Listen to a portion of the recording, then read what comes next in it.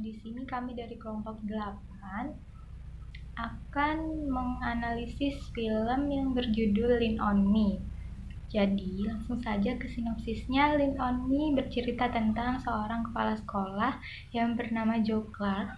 Dia bekerja di sekolah Eastside High School, di mana sekolah tersebut adalah sekolah kumuh, sekolah terbengkalai, dan juga memiliki siswa-siswa yang bermasalah, terutama siswanya itu adalah seorang kriminal.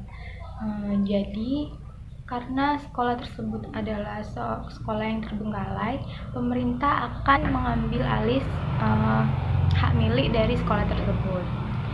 Mendengar hal tersebut, Joe Clark sebagai kepala sekolah tentunya sangat menentang keinginan dari pemerintah tersebut. Ia berusaha mengerahkan segala usahanya untuk mempertahankan sekolah tersebut dengan berbagai cara yang dia lakukan, serta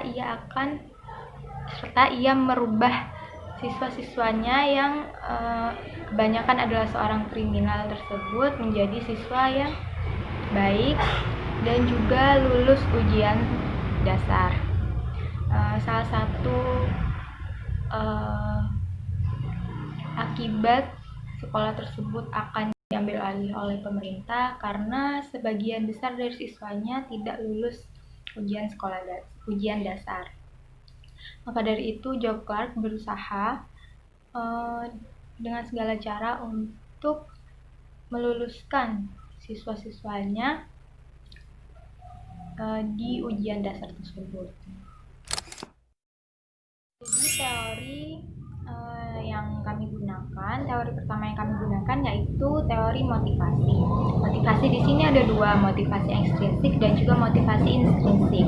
Motivasi intrinsik adalah motivasi yang muncul dari dalam diri sendiri, sedangkan motivasi ekstrinsik adalah motivasi yang muncul dari luar. Jadi biasanya motivasi ekstrinsik ini muncul akibat adanya perintah dari orang lain yang menginginkan kita untuk mendapatkan sesuatu. Di sini di dalam salah satu scene-nya ada adegan di mana kepala sekolah Joe Clark mengumpulkan seluruh siswanya sebelum ujian dasar dimulai, dan kepala sekolah Joe Clark di sini memotivasi seluruh siswanya untuk bersungguh-sungguh dalam mengikuti ujian. Mendengar motivasi-motivasi yang diberikan oleh kepala sekolah Joe Clark tersebut, siswa-siswa di SMA Eastside ini sangat terpacu, sangat termotivasi untuk melaksanakan ujian dasar dengan sungguh-sungguh. Teori yang kedua yaitu teori intelijensi kemampuan verbal. Kemampuan verbal di sini yaitu kemampuan berpikir dalam kata-kata menggunakan bahasa untuk mengekspresikan sebuah makna. Jadi ada sebuah adegan di mana kepala sekolah Joe Clark sedang memimpin sebuah rapat. Ia mengatakan bahwa ia akan mengubah sistem di sekolahnya, sistem kepemimpinan di sekolahnya secara diktator. Hal tersebut dilakukan bukan semata-mata karena keinginan dia sendiri, tetapi hal itu dilakukan demi tertegakkannya kedisiplinan. Keputusan tersebut diungkapkan oleh kepala sekolah Joe Clark melalui kata-kata yang ia sampaikan di dalam sebuah rapat. Adalah teori keterampilan interpersonal. Nah, menurut Masyori tahun 2000, keterampilan interpersonal adalah kemampuan untuk melakukan hubungan antar pribadi secara efektif. Nah, kemampuan ini ditandai dengan adanya karakteristik-karakteristik psikologis yang mendukung dalam menciptakan dan membina sebuah hubungan antar pribadi yang baik dan memuaskan. Nah, di dalam scene di film Lean on Me tahun 1989 itu ditunjukkan ketika Joy Clark itu memanggil siswa-siswanya yang bermasalah dan menyuruhnya masuk ke dalam ruangan kepala sekolah. Nah, di dalamnya bisa dianalisis bahwasanya Joy Clark ini membantu mereka menyelesaikan masalahnya. Hal itu ditunjukkan ketika seorang siswa bernama Vanessa yang memiliki masalah dengan ibunya. Lalu Joy mengajaknya untuk berbicara dan membantunya menyelesaikan masalah tersebut. Begitu. Jadi yang keempat itu adalah teori konstruktivis sosial. Nah, pendekatan konstruktivis sosial itu menekankan bahwa guru dan teman sebaya itu dapat mendukung proses pembelajaran siswa. Nah, di film ini terlihat ketika Joy Clark itu menerima surat hasil tes tryout yang dimana hasilnya itu mengecewakan. Jadi yang lulus itu hanya sebesar 33%, sedangkan kriteria kelulusan minimal itu adalah 75%. Nah, melihat hal tersebut, tentunya Joy Clark itu memacu terus kemampuan muridnya hingga maksimal. Terus dia meminta para guru juga untuk mengajar murid-murid dengan lebih giat lagi. Terus dengan cara-cara yang lebih mudah dimengerti dan menyenangkan. Terus jangan lupa juga dia melibatkan peran dari orang tua setiap muridnya. Yang kelima adalah teori dari operant conditioning dari B.F. Skinner. Jadi pengondisian operan adalah metode pembelajaran yang terjadi melalui reward dan punishment. Jadi bisa dilihat di scene saat Sams yang melakukan keonaran di kantin. Lalu Joy Clark selaku kepala sekolah mengetahui kejadian itu dan langsung mendekati rombongan Sams. Nah, Joy Clark itu memberikan punishment berupa menyanyikan lagu March sekolah Eastside High School. Nah, dan meminta tidak ada yang boleh bergerak dari tempatnya ketika march tersebut dinyanyikan. Nah, di saat yang bersamaan, seorang guru bahasa Inggris bernama Mr. Larry Darnell, nah ini memungut sampah di saat Sam ini diberikan tugas untuk menyanyikan march. Nah, seketika Joy Clark itu menegur dan memberinya sanksi skorsing kepada Larry Darnell. Gitu.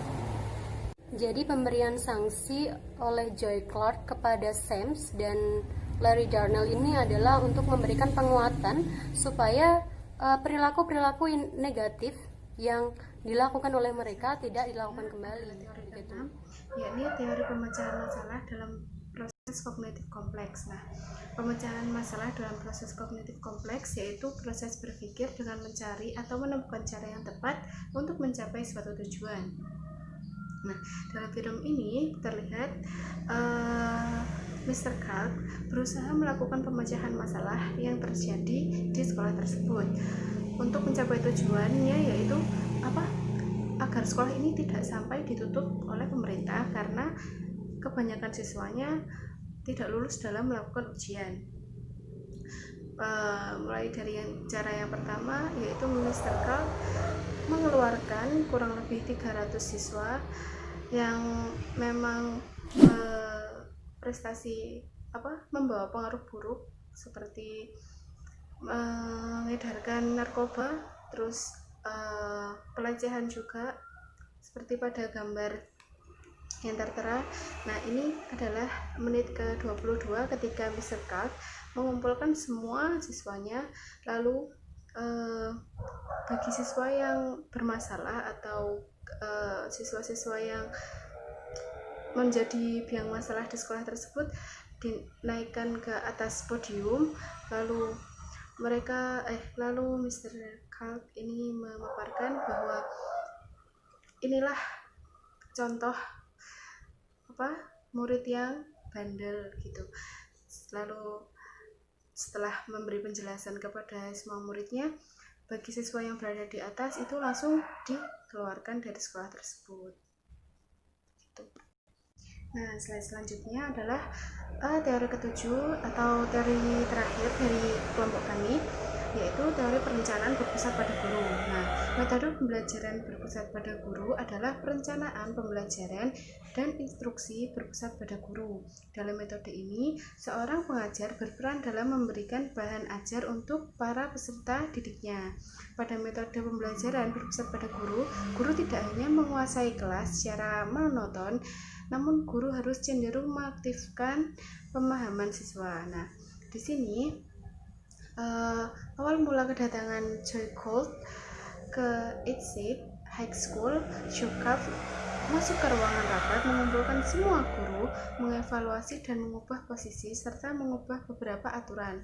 Selanjutnya melakukan evaluasi bagaimana baiknya untuk kelanjutan muridnya agar lulus ujian. Pada gambar tertera yang atas itu adalah scene di mana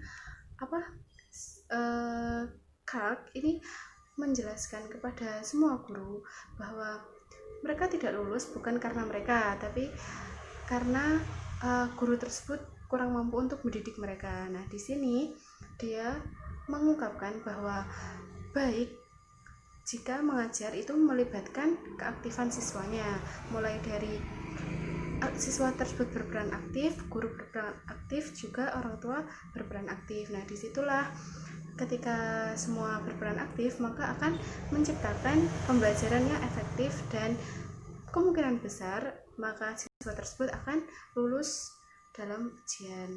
Nah, lalu yang slide bawah itu adalah scene di mana guru rapat. Nah, membahas bagaimana evaluasinya untuk pengajaran yang lebih baik bagi para muridnya, seperti itu. Adalah gaya pengaturan kelas. Dalam gaya ini, Clark sebagai wali kelas menggunakan gaya auditorium tradisional. Mengapa ia menggunakan gaya ini? Karena para siswa duduk menghadap guru, jadi hal ini menghambat kontak antar siswa. Dan juga Clark sebagai seorang wali kelas dapat bebas bergerak kemana saja, mengontrol murid-muridnya, dan juga hal ini membuat para muridnya berfokus, mengalihkan fokus perhatian kepada Clark dan mendengarkan Clark dengan lebih jelas, dan juga nantinya hal ini akan memacu siswa untuk menuruti apa yang Clark perintahkan. Adalah manajemen kelas otoritatif. Jadi dalam scene di dalam film Lean on Me terlihat bahwa Clark menggunakan gaya manajemen kelas otoritatif untuk menjadikan siswanya menjadi pemikir dan pelaku independen, tetapi masih menyediakan pengawasan yang efektif bagi siswa-siswanya. Nah, Clark sebagai guru yang otoritatif ini melibatkan siswanya dalam cakupan percakapan timbal balik dan menunjukkan sikap peduli terhadap mereka supaya murid-muridnya ini nantinya juga memiliki kepedulian terhadap sekolah dan memotivasi mereka untuk semangat belajar dan lulus ujian dengan baik. Begitu.